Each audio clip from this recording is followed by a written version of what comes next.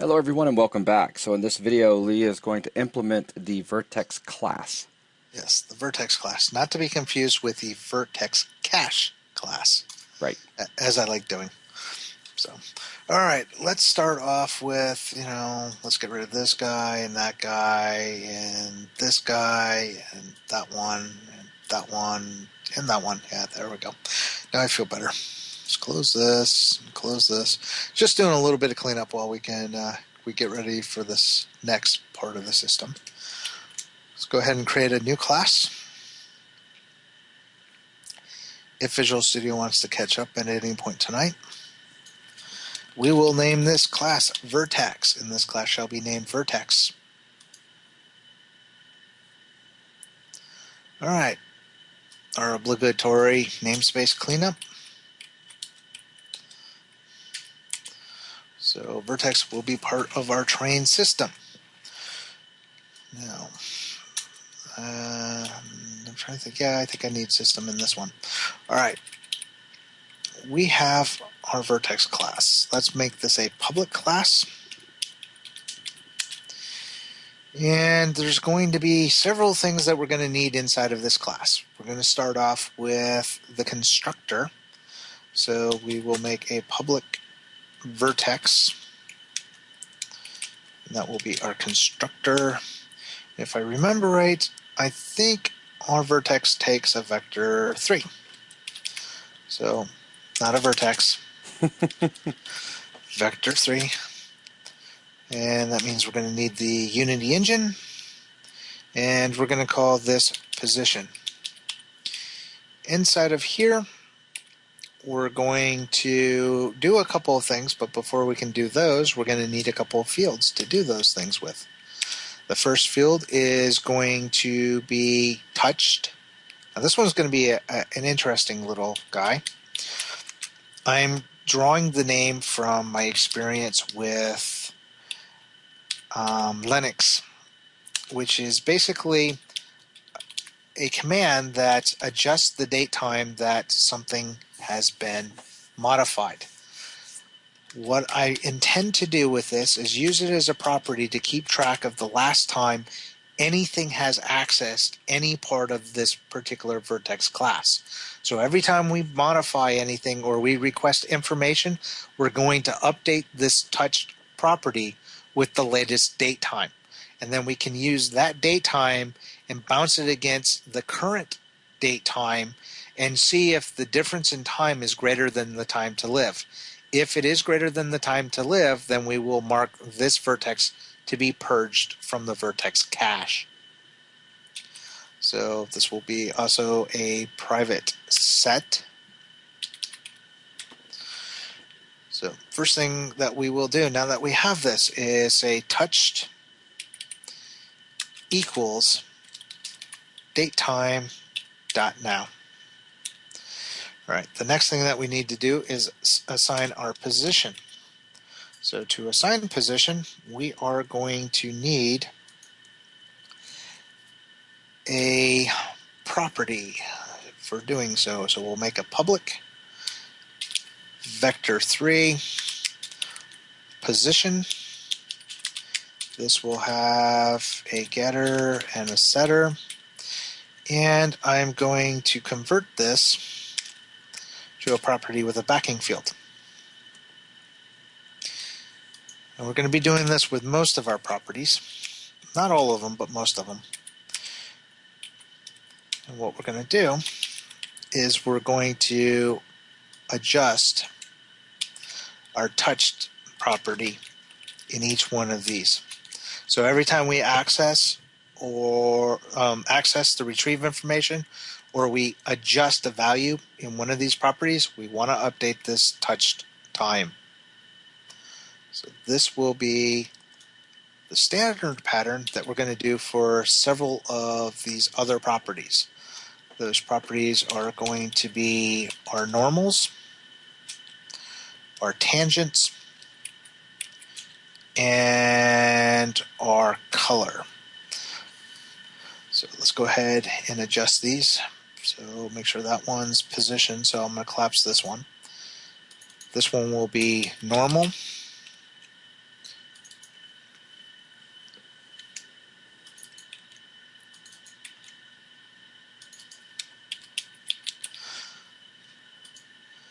This one will be tangent.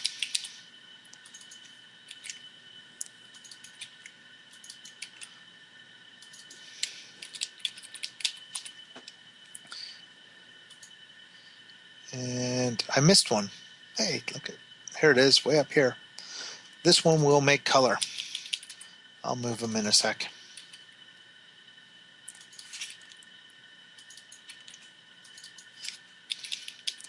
And of course, color is not a vector 3, but a color.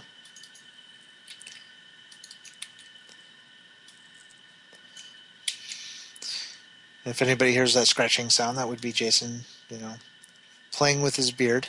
I don't know what you're talking about.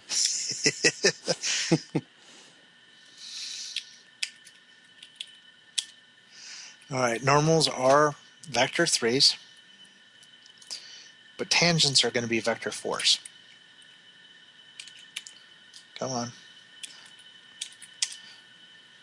So that will give us our vector 4 for tangent. So that will take care of these. Now, we're going to need another field. This one's going to be public float. This is going to be our height. Now, just like we've done here, I'll take this part because part of it is going to be the same. But to get our height, we're going to return our position.y, and we will take our position when we set height, and we're going to adjust the overall position. So position will equal a new vector 3. We'll take positions.x, comma, value, comma, position.z. So basically we're going to keep our same position, but we're going to modify just the y component of our position. So that will take care of position and height, which leaves us with a key. We're going to need a key because our Vertex cache is going to be a dictionary. Our dictionary is going to be referenced by our key, and it's going to hold a vertex. So our key is going to be a modified version of our position.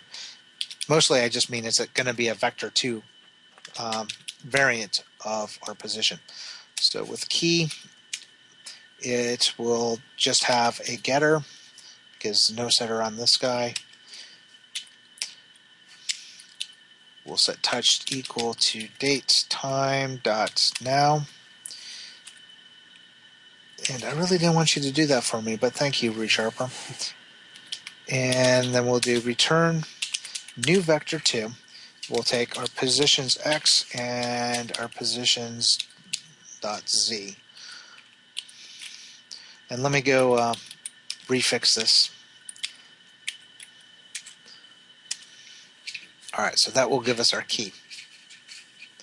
So now we've got key, position, height, normal, tangent, color.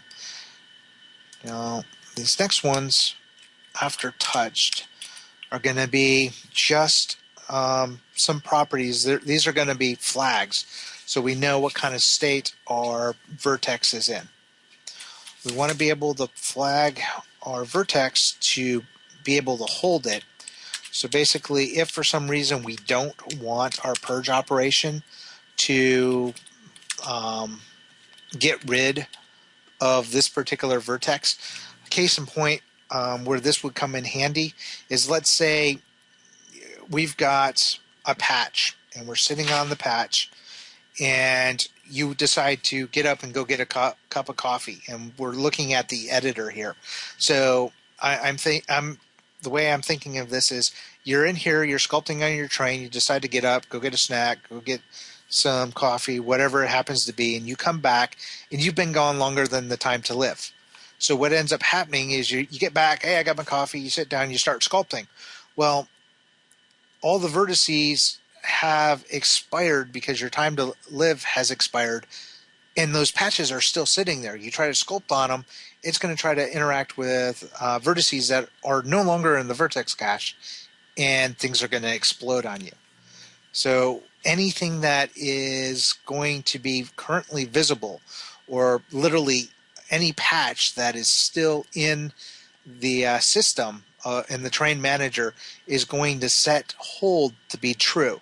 And the only time that we're going to allow the vertex to be removed by the purging system is going to be when the train manager has told the vertex cache, hey, I've gotten rid of this patch, I don't need it anymore. I'm going to go ahead and remove the hold status on all the vertices that used to be in this patch. Right. And then the system can come by and clean it up. Okay. So that's the point of the hold flag. Along that lines, though, with the sculpting in mind, we're going to have another flag that's going to be the modified flag. So again, with sculpting, when you're modifying the train and you're sculpting, when you first load those train patches in, they're going to pick up the information from either the train generator or the data store. And that's going to be in one state. And when they load in, modified is going to be set to false. What I want modified to do is the moment you start sculpting on any one of these patches, the vertices that you've modified are going to get flagged to true, which means that when the purging operation or the removal operation comes along to clear out that patch, any vertex that has been flagged as modified has to go to the persistent system or the data store and save its information out. Otherwise, that sculpting information is going to be lost. So that's what the modified flag is going to be used for, to let us know which vertex have to be written back to our persistent system so we don't lose that information. Our last one is going to be another flag for letting us know which vertexes are ready to be destroyed. And it's going to be the destroy me flag. And this will have a getter and setter. Now, there's a performance issue if we were to go ahead and remove all of the vertices in a single update. The garbage collector is probably going to get mad at us. We're going to be spinning through a loop, and depending on the number of patches and the size of your patches, the number of vertices inside of your vertex cache can be extremely large. I've done tests with in excess of 1.5 million, almost 2 million vertices inside of the cache. And if we were to iterate through all of those vertices every single time, looking for all of the ones that were ready to be destroyed, we're going to be causing a lot of lag in our game, in our editor. So what I've done is I've set up this destroy me flag. So when the train manager says, hey, this patch is done, remove it, the vertex cache is going to release the holds on all the vertexes and flag them as the destroy me's to be true. So what will happen is that thread that we're going to create in the vertex cache that's going to run the purge operation is going to find the first, say, 1,000 of the vertices that are ready to be flagged, and it's going to remove 1,000 at a time. And we'll make a variable for that in our config that will allow us to adjust how many vertices we're going to allow the system to destroy at any given time. And that'll give you the ability to tweak the performance. So if you've got a faster computer and you're not noticing any lag, you can destroy more of these vertices in a single go. But if you're running an older machine like I am here, you can dial down the number so that in any update cycle, you're only going to destroy so many vertices. You won't incur the big lag hit, and you just keep on going. And hopefully, you don't even notice anything happened while you're doing, or while you were destroying all these vertices. And one last thing that I forgot to do is after I created the position property up here, I forgot to assign the position to it. So we're going to take our position that we set in on our constructor to our position property. So this will equal position. Now that's being used, and everything for our Vertex cache that we need, at least now until we integrate with the data storage system, and I know for sure exactly what we need. This is all we're going to need for the moment. Okay. Wow, that was really a rough sentence. Yeah, it was, but that's all right. All right, so that's going to wrap up this video here. So starting out in the next video, I guess we will finally get to start on the Vertex cache class. Yeah, the Vertex cache, the infamous Vertex cache. All right, guys. Well, thanks a lot, and that's going to wrap up this video.